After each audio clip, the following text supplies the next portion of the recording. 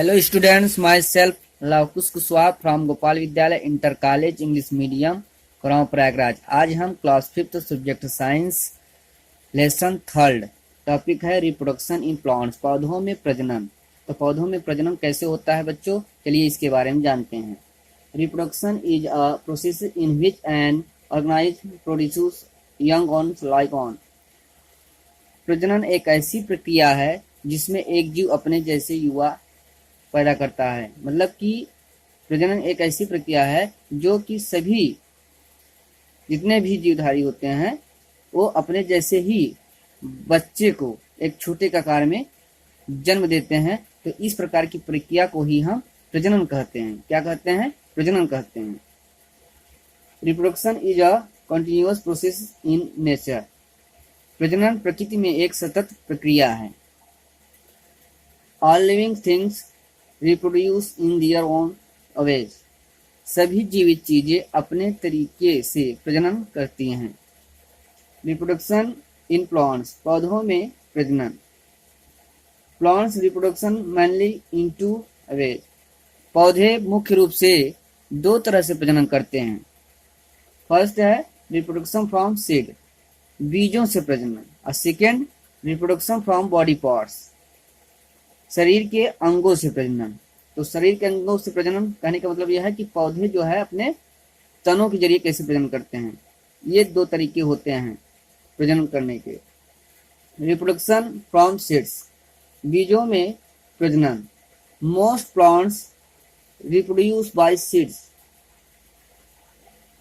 अधिकांश पौधे बीज द्वारा प्रजनन करते हैं। Look at the plants growing around you. अपने आसपास उगने वाले पौधों देखें। आप जो है बच्चों अपने आसपास की उगने वाले पौधों को जब देखें एक बार सोचिए और फील करिए। You must of them produce seeds. जब आप पौधों को आसपास के पौधों को जब देखते हैं तो उनमें से ज्यादातर बीज पैदा करते हैं। Plants have flowers on them. पौधों पर फूल लगते हैं। Flowers change into fruits. फूल फलों में बदल जाते हैं। Fruits have seeds inside them. फल जो है फल उनके अंदर बीज होते हैं। मतलब कि फलों के अंदर क्या होते हैं? बीज होते हैं। फल के अंदर क्या होते हैं? बीज होते हैं। All fruits do not have equal number of seed. सभी फलों में बच्चों समान संख्या में बीज नहीं होते हैं। चलिए देखते हैं कि कौन से फलों में समान बीज होते हैं, कौन से में बहुत ज़्यादा बीज होते हैं और कौन से में समान बीज न होने का वजह जान लेते हैं। चलिए और भी हर एक प्रकार के जो फलों में उस सब्जियों में तरह तरह के बीजे ढेर सारे, किसी में कम, इस तरह से चलिए इसके बारे में जानते हैं। Some fruits have only a single seeds as mango, lychee, blackberry etc। कुछ फलों में केवल एक बीज होते हैं। कुछ फलों में केवल एक बीज होता है, जैसे आम, लीची, ब्लैकबेरी मतलब जामुन। इन सब चीजों में क्या होते हैं? एक ही बीज होते हैं। Some fruits have a number of seed has as papaya, tomato, watermelon, pea, orange, guava etc। कुछ फलों में बच्चों कई बीज होते हैं, जैसे पपीता, टमाटर, तरबूज, मटर, संतरा, अमरूद आदि। इन सब चीजों में क्या है? ढेर सारे बीज पाए जाते हैं। स्ट्रक्चर ऑफ सीड, बीजों की संरचना। तो बीजों की संरचना के बारे में चलिए जानते हैं। Each seed has a baby plant inside it. प्रत्येक बीज के अंदर एक शिशु पौधा होता है। एक शिशु पौधा मतलब क्या होता है कि एक बीज के अंदर एक नन्हा छोटा पौधा नाजुक जैसा होता है। It is surrounded by stored food which help the baby plant to grow until it can make its own food।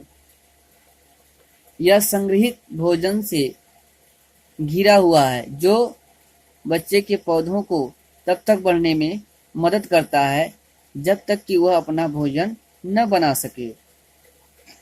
To know the structure of a seed, soak a gram और bean seed in water overnight. जो है कि एक बीजों की संरचना के लिए जानते हैं, एक ग्राम या सेम के बीज को रात भर पानी में भिगोएं। In the morning look at it carefully. सुबह में इसे ध्यान से देखें। You can see a tiny hole in the seed. आप बीज में एक छोटा छेद देख सकते हैं। The seed absorbs water through it. बीज इसके माध्यम से पानी को अवशोषित करता है। अवशोषित करने का मतलब क्या है? सोख लेता है, सुरुक लेना जिसको बोलते हैं बेटा। It now remove the seed coat carefully. अब बीज के कोड को सावधानी से हटा दें। You will find two thick and large part inside the seed. आपको बीज के अंदर दो मोटे और बड़े हिस्से मिलेंगे। तो जो है बड़े हिस्से मिलेंगे, उन्हीं को हम क्या बोलते हैं? कोटिलेडन्स बोलते हैं।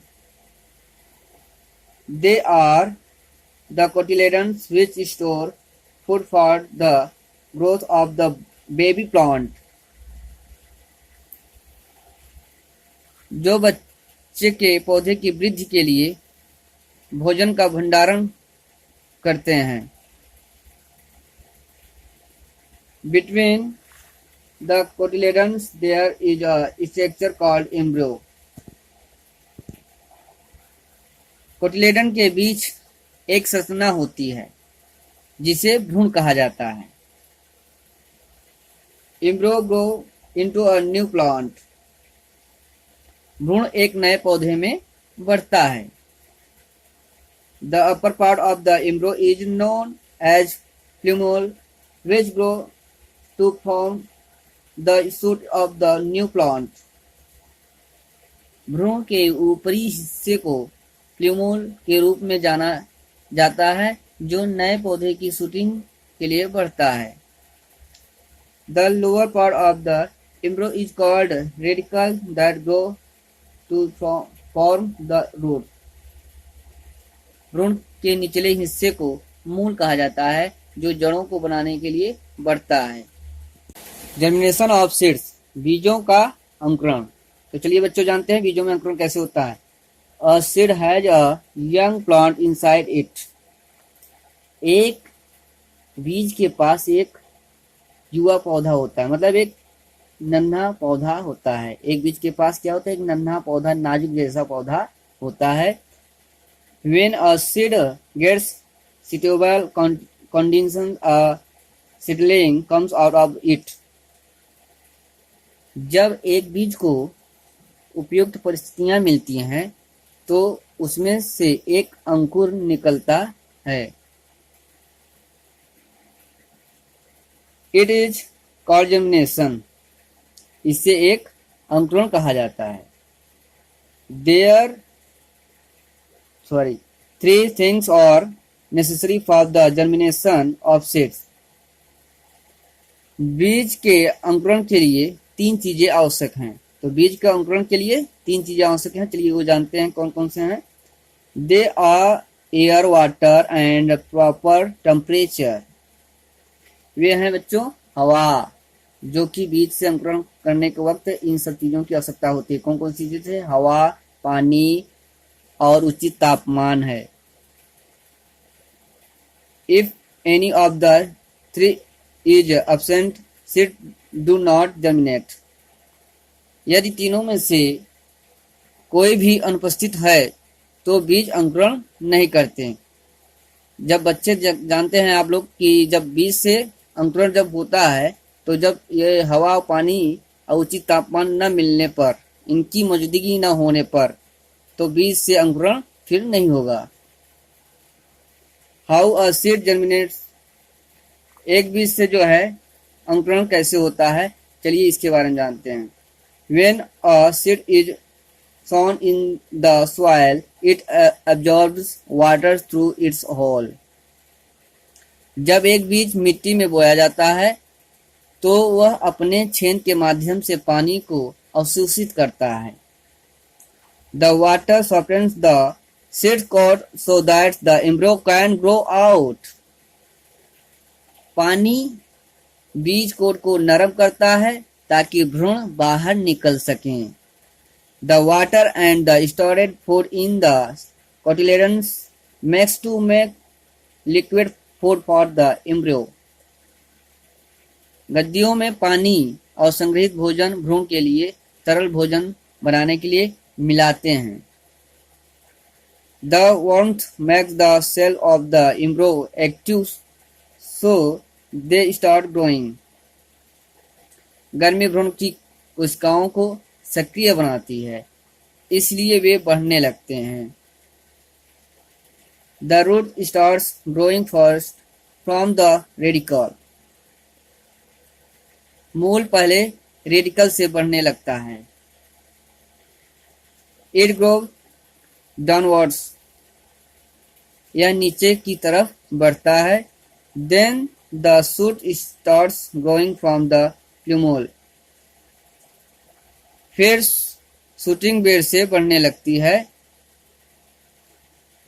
It grows upwards.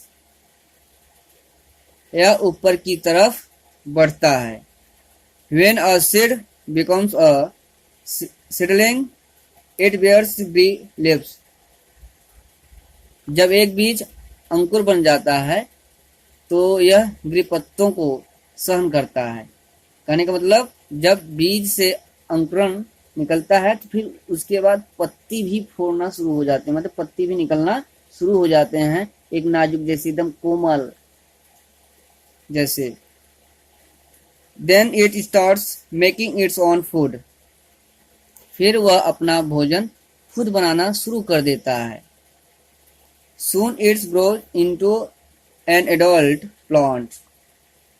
जल्द ही यह वयस्क पौधे में बढ़ता है। वयस्क मतलब एक बड़े पौधे में बढ़ने लगता है, मतलब बड़े पौधे के आकार में हो जाता है।